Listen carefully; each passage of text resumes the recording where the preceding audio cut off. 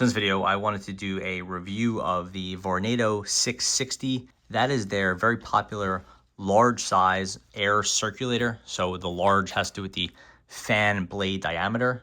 Typically, Vornado sells their fans in small, medium, and large, and a large Vornado is a very large fan, has a 10.4-inch blade diameter. It's much bigger than most of the fans you see today. And then it is the circulator design. That means it's designed to sit generally on the floor, not always, but usually on the floor, and blow air diagonally up towards the middle of your room. And it's usually getting cool air either from a window or from your AC or just from the floor, blowing it around your room. That is why it is on a floor stand.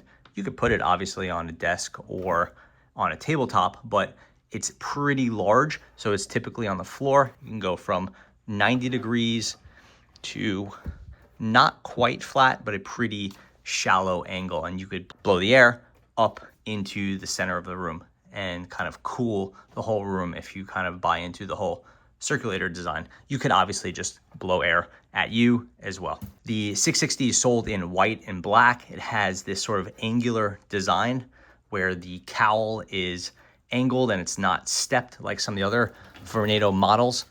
It has pretty nice aesthetic. They've changed it a little bit over the years. This is the current model. This is the standard Vornado 660. It's also sold in the 660 AE, which is the Alexa enabled model. So you can control it using your phone or an app or whatever. The Vornado 660 is a 4-speed fan. So you have your power button, max, high, medium, and low speeds. It does not have a rheostat, which is something you would turn and be able to go between 0 and 100% of power with, at any point in between those. You just have those 4 power settings. At low, it's nice and quiet. It's not silent, but it's nice and quiet. We'll let you hear it. Here's medium, high,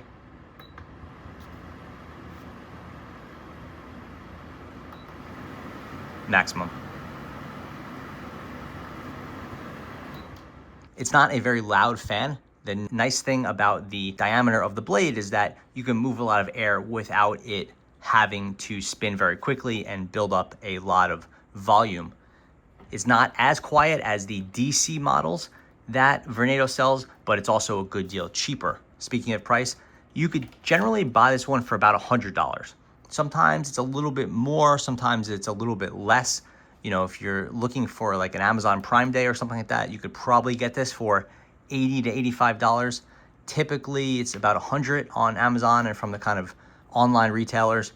In person, maybe it would be $120. It has the audio confirmation, which is just that little beep. You can't turn that off.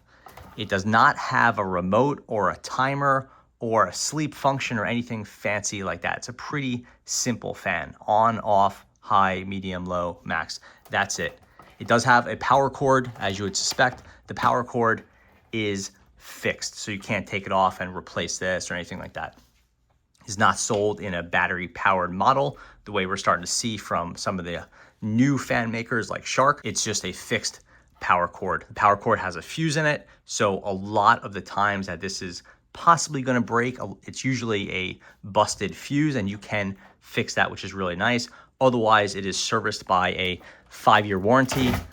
Vornado, I would say, is very good with their warranty. One of mine failed due to a power surge, and the fuse didn't save it for whatever reason. I called Vornado. It was about 3.5 years old, and they sent me this one after confirming that the fan was under warranty and it was not my fault, and I had tried the fuse and different power outlets and all that. It wasn't my fault. They sent me a new one, so they were very cool with that. It's a 6-foot non-replaceable, so fixed cable. You can take the fan apart for cleaning, so this whole front cowl comes off. It takes about 2 or 3 minutes to get it off. Then you clean off the inside. You can remove the blade for cleaning. I would not recommend it, but the point is that this is somewhat user serviceable. You can't replace the motor or fix. They don't sell backup fan blades or anything like that, but you can get in there and give it a good cleaning. So if you're running this thing continuously, you could service it and make sure it's taken care of. Ultimately, I've had this fan for, over 4 years, not this specific one because mine broke, but I've had 4 years of the 660. I've owned many Vornados aside from that. I recently did a video on this. This is the 783 DC. I've had this in smaller sizes as well, so I'm very familiar with Vornado fans. And I would say out of all their fans, the 660 is sort of the best of the bunch. I like the gloss relative to their standard matte like this one. It's easier to clean, it looks better. I think the fan has a very nice modern design, and I would definitely recommend getting the largest fan you can. The larger the fan, the better fan experience you're gonna have. If you have a hot day, you maxed out, you're getting a lot of power. Day to day, you can keep this on pretty much all the time, all year round, and really enjoy those lower 2 fan speeds without much volume trade-off. I think it looks good. You could put it in a corner. I think the air circulator thing works pretty well. And if you're trying to avoid using the air conditioner, then you want a good size fan you could run all the time. That's not going to drive you crazy. I like it being on a short base like this. I think it's easy to put it in a windowsill or all over my house.